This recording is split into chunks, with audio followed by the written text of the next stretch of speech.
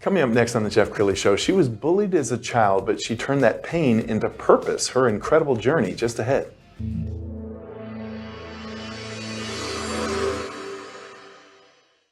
Many are predicting that the worst is yet to come, which is unfortunate, said one person here.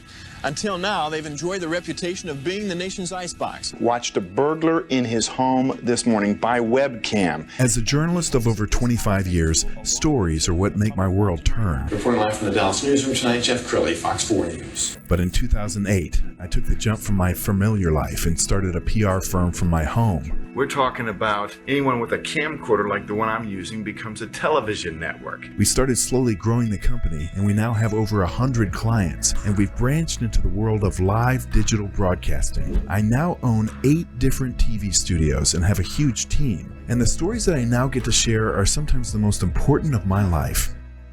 Life has a funny way of coming around full circle. This is the Jeff Crilley Show. Well, I was bullied in high school. I remember I wasn't able to afford my own clothes. My father was a minister in downtown Detroit, and so for the first maybe 15 years of my life, I was wearing hand-me-downs that would normally go to the homeless.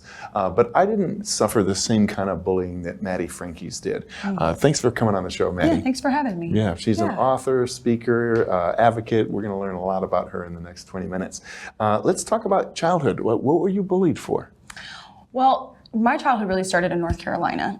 We grew up in Wilmington, North Carolina. I had a very idyllic childhood. You know, we were 15 minutes from the beach. You could smell the ocean when you'd walk out on the porch.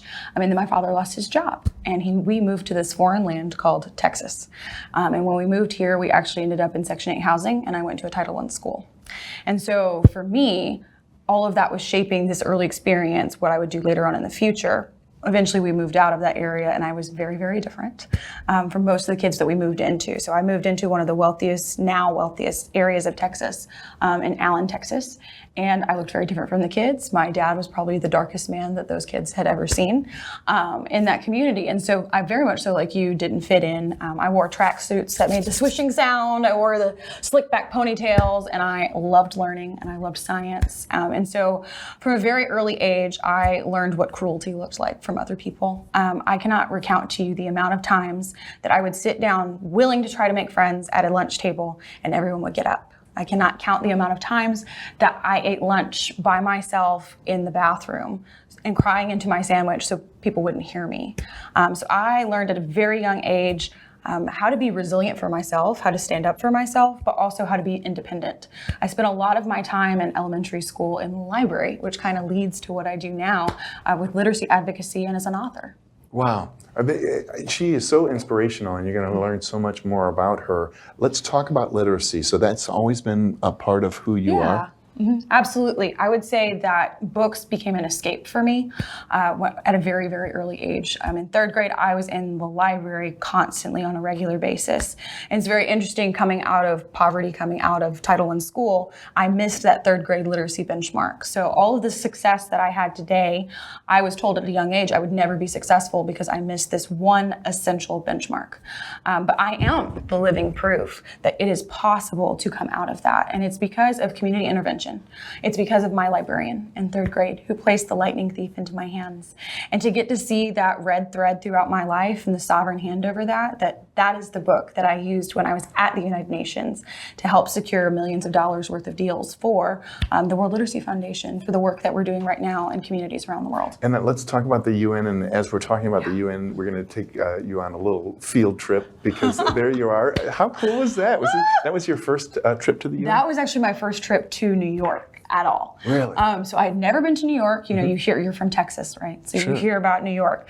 But I really had a great time. It was very overwhelming to be 25 years old in the presence of, international dignitaries, philanthropists, all of these different things. And you stand in actually particularly that room and you feel the weight of history. The General Assembly, it's huge. Everyone from around the world, there's about 191 countries that are represented there. And it is that weight of history, that weight of responsibility at such a young age. I think about, audaciously, I prayed a prayer about a year and a half ago that I said, Lord, you've given me a voice, you've given me a story, pain, but it's being used for purpose. And I read that verse that's in Proverbs 18, and it talks about your gifts and your talents will bring you before kings. And I felt like that was written for me.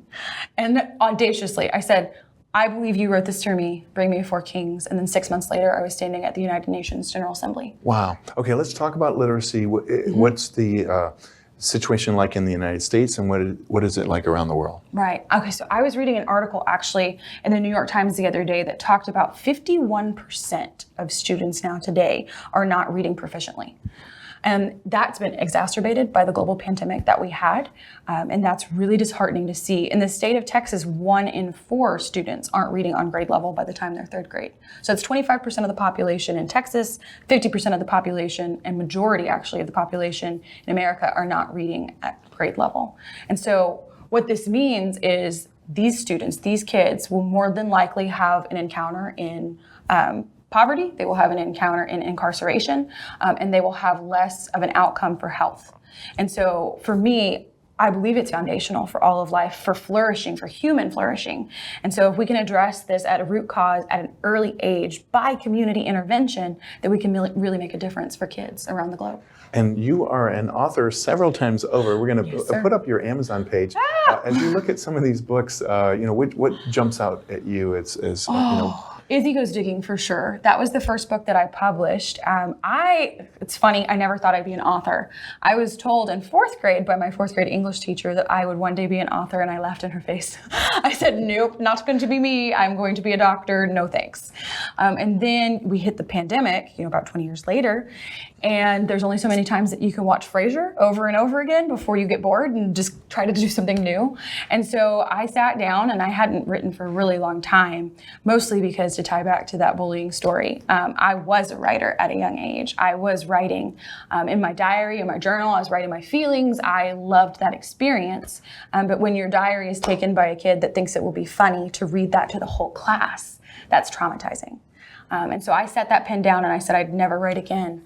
And so the Lord used the pandemic to take up that moment, and Izzy Goes Digging is the product of that. And actually 8 of the books that I've written and published today are because I had that time. Wow. And when you write, is it all from personal experience, or tell me more about what inspires you? Izzy Goes Digging, that first book, is kind of my story, is my journey. I wanted to put it in a fantasy realm because that's what kids love to see. They love to see that. And so I created a dwarf who works in the diamond mines, and people pick on her because she's different.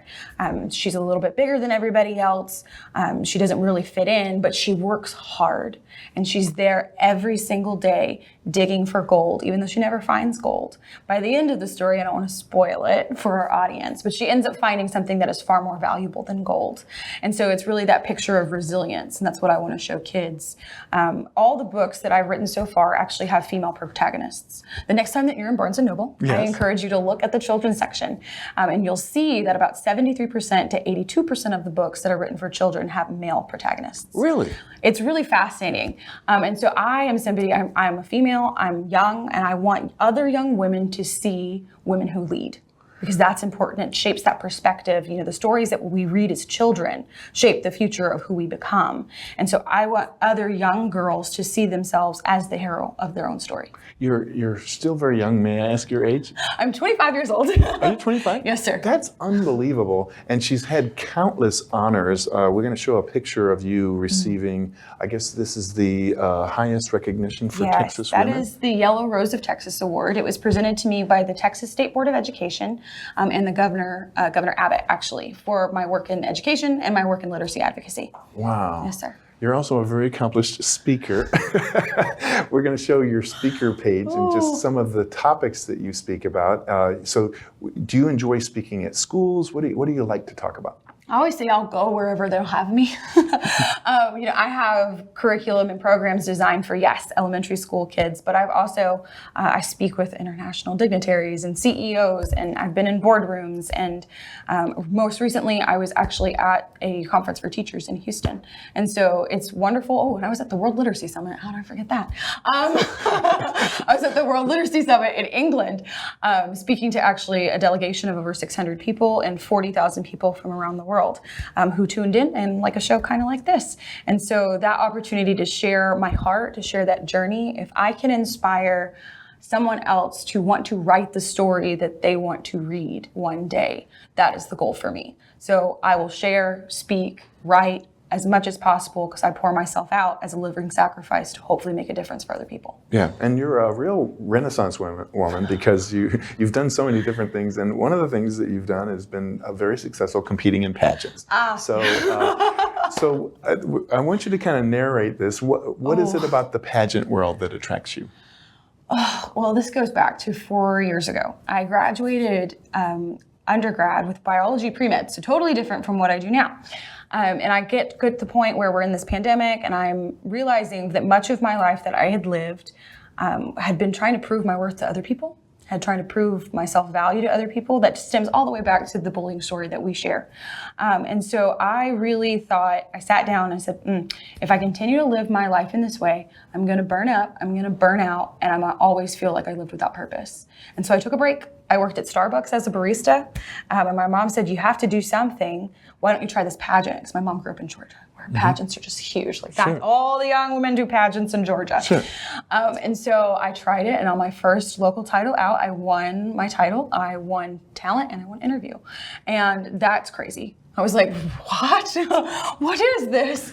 And I won Miss Congeniality. And that's Really? Always a really fun thing, is being there and loving on these women and encouraging these women. And so it's changed my life. I mean, all this work that we've talked about today has been kind of a byproduct of being allowed to discover who I am and what I was made to do. Wow. And I just think about your journey going from bullying and probably not feeling great about yourself to competing in pageants. Did that help you overcome any kind of fears or false narratives that you were giving yourself? Oh, absolutely. I think I shared this the other day at a school appearance that I was at with some kids. I talked about the message that I heard as a child was, you will never be enough. Your enough is never enough. You're never going to be good enough. You're never going to be smart enough. You're never going to be pretty enough. And so I get to now take that message that I heard as a child and turn that pain into purpose. And I get to share, you are enough. You are unique, you are special, you were created on purpose for purpose, and there's something that you yourself can only do.